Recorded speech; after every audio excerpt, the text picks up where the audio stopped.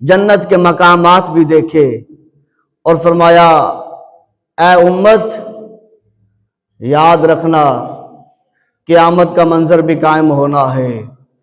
اس کے لیے بھی تیار رہنا۔ صرف اور صرف اس رات جنت کے محلات کو نہیں دیکھا، اس رات صرف اور صرف اللہ کا دیدار نہیں کیا، اس رات صرف اور صرف تحفے نہیں لائے گئے، اس رات اور بھی بڑے بڑے مشاہدات کروائے گئے ہیں۔ امت محمدیہ کے لیے بتایا گیا کہ یاد رکھ لو، ان سے عبرت حاصل کر لو، آج ان سے توبہ کر لو۔ فرمایا آج وقت ہے ان مشاہدات کو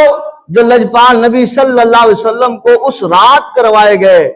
اور محبوب علیہ السلام نے آ کر صحابہ سے ذکر فرمایا۔ اس کا مطلب یہی ہے کہ اے میرے صحابہ، اے میرے غلاموں، قیامت تک کے آنے والے غلاموں، اگر ان سے بچنا چاہتے ہو، ان سزاؤں سے بچنا چاہتے ہو، اگر ان امروں سے بچنا چاہتے ہو، تو جب جسم کے اندر روح موجود ہے اس وقت ان سے بچ تم جانا، کل قیامت کے دن شفاعت میں محمد تمہاری کر دوں گا۔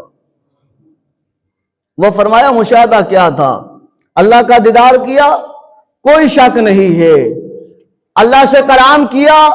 کوئی شک نہیں ہے، جنت کو دیکھا، کوئی شک نہیں ہے، جہنم کے مشاہدات بھی کرائے گئے، کوئی شک نہیں ہے، ان میں سزائیں سنیے گا۔ فرمایا لجپال نبی صلی اللہ علیہ وسلم معراج کی رات جب اللہ کا دیدار کیا، اللہ سے کلام کیا، جنت کا مشاہدہ کیا، اب مشاہدات ہو رہے ہیں، ان میں فرمایا ایک مقام ایسا آتا ہے جہاں پر حضور علیہ السلام نے دیکھا کچھ لوگ ہیں جن کے پیٹ گھڑوں کی طرح بڑے ہوئے ہیں، بڑے بڑے ان کے پیٹ ہیں۔ فرمایا حضور علیہ السلام نے دیکھا ان کے پیٹ مٹکوں کی طرح، گھڑوں کی طرح بڑے بڑے ہیں، اور ان کے اندر کا جو معاملہ ہے وہ نظر آ رہا ہے۔ فرمایا اس کے اندر کیا ہے؟ فرمایا اس کے اندر سانپ اور بچھو جو ہے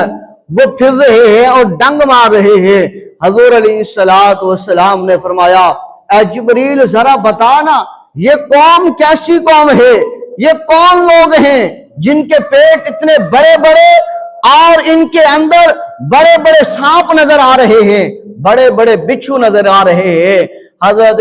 جبریل علیہ السلام عرض کرتے ہیں یا رسول اللہ صلی اللہ علیہ وسلم، یہ آپ کی امت کے وہ لوگ ہیں، یہ آپ کی امت کے وہ لوگ ہیں جو دنیا میں رہ کر